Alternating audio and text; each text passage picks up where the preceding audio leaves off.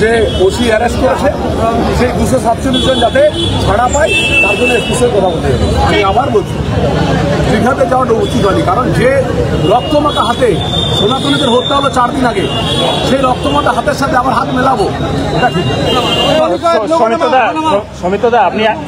সমিতদা আজকে আপনি বললেন যেটা যে সনাতনীদের ছাড়া জমি বিক্রি করবেন না, বাড়ি ভাড়া দেবেন।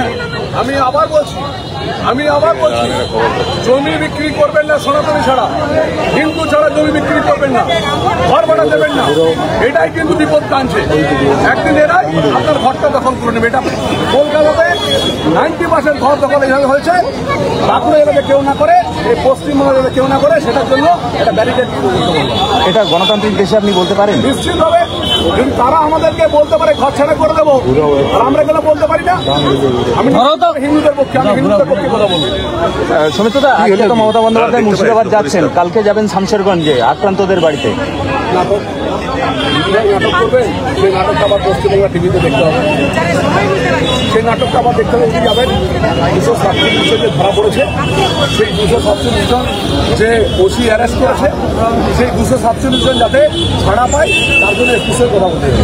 আজকে স্কুল সার্ভিস কমিশনে যারা চাকরি হারিয়েছিলেন সেই 26,000-এর চাকরির ফেরতের দাবিতে আজকে সুপ্রিম কোর্টে আবার যাচ্ছে রাজ্য। আমি একটা কথা বলবো, 26,000-এর মধ্যে তো যে দুর্নীতিগুলো আছে তাদের চাকরি চলে যাক, বাকি যারা স্বচ্ছ তাদের চাকরি চলে। আমি প্রথম থেকে এটা বলেছি যে দুর্নীতিগ্রস্ত যে হচ্ছে সেগুলো যাক, কিন্তু তারা যাদের চাকরিটা অরিজিনাল মেধাবী ছাত্র তাদের চাকরি।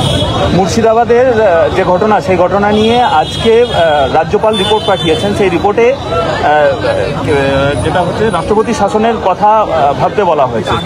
আগেই করা উচিত ছিল, এটা আগেই করা উচিত ছিল। এখানে ভোট করবেন কি হবে?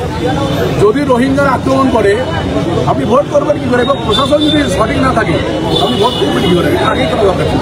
জাফরাবাদে নতুন করে অশান্তি তৈরি হয়েছে। জাফরাবাদে হরগোবিন্দ দাসের বাড়িতে সেখানে সিসি ক্যামেরা অফ করে, লাইট অফ করে তার বাড়ির দরজা ভাঙচুর করা হয়েছে। বাংলাদেশ সনাতনীরা সুরক্ষিত নয়, বাংলাদেশকে সনাতনীদেরকে ভুল বোঝানো হচ্ছে। তাই দেশাতেও মন্দির করে বা কালচারাল সেন্টার করে নানা রকম করে ভুল বোঝানো করিয়ে হিন্দু ভোটটা ভাগ করার চেষ্টা করছে। আমি বলবো একটা কথাই, সনাতনী মা বোনেদেরকে নিজেদেরকে স্বামীকে সঙ্গে নিয়ে ভারতীয় জনতা পার্টিকে ভোট দিন। সুজাতা মণ্ডল তো কালকে পাল্টা আপনাকে আবার দিন। পাগল দিলে কি বলবো, 3 বার হারলো, আবার 2 বার দাঁড়াবে, আবার হারবে। ওটা কুণাল ঘোষের কথা মতো কথা বলে, কুণাল ঘোষ যা বলে তাই বলে, পাগল হয়ে গেছে। দিলীপ ঘোষের সঙ্গে আপনার যে দূরত্ব তৈরি হয়েছিল সেই দূরত্ব কি কথা বলে? আমি আবার বলছি, দীঘাতে গিয়ে ভুল করেছে। আমি আবার বলছি দীঘাতে যাওয়াটা উচিত হয়নি, কারণ যে রক্তমাখা হাতে সনাতনীদের হত্যা হলো 4 দিন আগে, সেই রক্তমাখা হাতের সাথে আবার হাত মেলাবো এটা ঠিক। দিলীপ ঘোষ কি কোথাও ব্ল্যাকমেল করছে দলকে? আমি তা জানি না, আমি এসব কিছু বলবো না। দলের যার উপর নেতৃত্বে তারা বলে, কিন্তু যাওয়াটা ভুল হয়েছে। দল তো যেটা সূত্রের খবর, দল দিলীপ ঘোষ সম্পর্কে নীরব অবস্থান নিতে বলেছে। আমি একটা করে বলবো, যাওয়াটা ভুল হয়েছে, বাকি আর আমি কিছু বলবো না। দিল্লি নেতৃত্ব দেখবেন, জানেন দিল্লিকে কি জানিয়েছেন আপনারা? দিল্লি সব কিছু নজরে রাখছে। দিল্লিতে জেনে রাখবেন, ভারতীয় জনতা পার্টির বড় বড় বিগ লিডাররা সময়ের সাথে সাথে সরে গেছে। ভারতীয় জনতা পার্টি এমন একটা পার্টি, প্রথমে দেখে, খোঁজ করে, অনুসন্ধান করে, সঠিকভাবে দেখে তেমন ঠিক তাকে বিজয়। বিনপুরের ব্লক সভাপতি বিজেপিকে, আরে ওই তো বললাম, রেজাউল যে ভারতীয়, আমার তো সেটাই সন্দেহ হচ্ছে। তাহলে বলে কি করে বিজেপি থেকে ঘর ছাড়া করবো? তা নয়, রেজাউল মাত্র 4%। সমস্ত হিন্দুদেরকে ঘর ছাড়া করার জন্য যা বানানো হচ্ছে, এটা কিন্তু আমার মনে রেজাউলের বাংলাদেশের থেকে এসছে।